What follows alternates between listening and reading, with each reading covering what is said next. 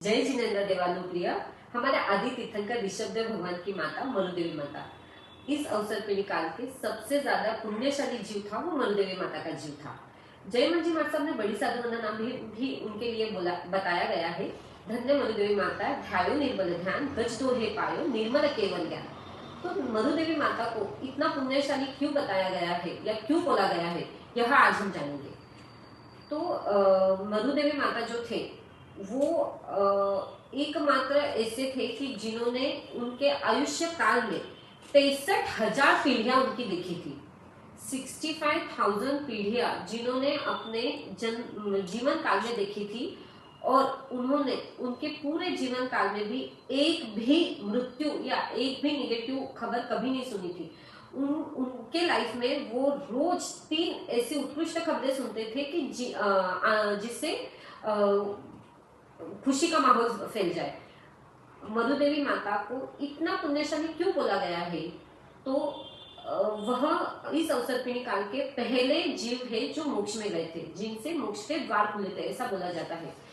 और हाथी के ऊपर बैठे बैठे जब वो ऋषभदेव भगवान को केवल ज्ञान होने के बाद में उनके दर्शन के लिए आते हैं, तो ऋषभदेव भगवान के समूह शरण की रचना और ऋषभदेव भगवान के दर्शन के लिए पधारे हुए देवों को देखकर उनके मन में भी निर्लोकता आ गई। उनके मन में भी आ गया कि यह इतना मेरा बेटा जिसे मैं इतना प्यार करती हूँ, वह बेटा मैं यहाँ पर आई हूँ, फिर भी उसका मोह मेरे में ना होते हुए वो निर्लोभी होकर निर्मोही होकर और व्याख्यान फरमा रहा है।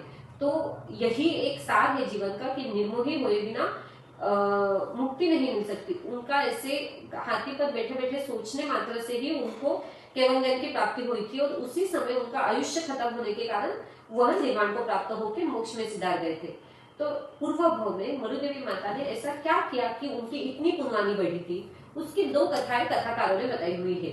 तो हम दोनों में से जो भी पकड़े फिर भी वह अपने आप में एक बहुत बड़ी मिसाल है।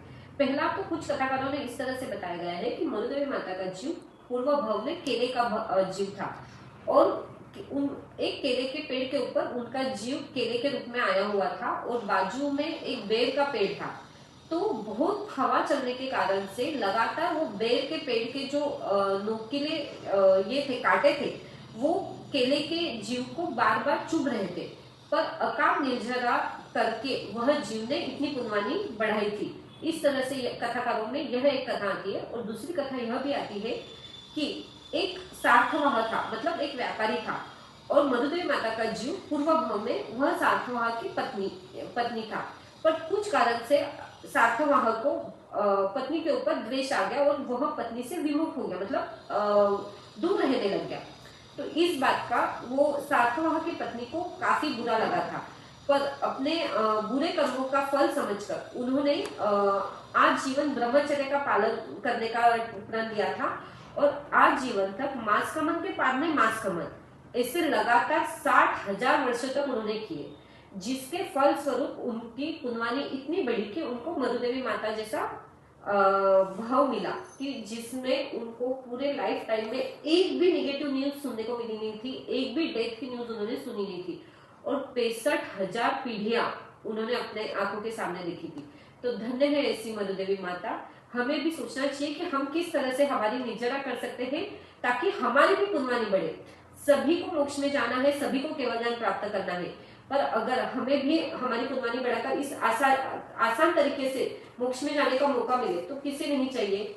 तो आइए वीडियो के माध्यम से हमारे स्वर्णिम इतिहास से अवगत कर सभी में जैन धर्म के प्रति रुचि बढ़ाने की कोशिश जारी है। आप हमारे साथ जुड़े रहिए। जय जिनेन्द्र, धन्यवाद।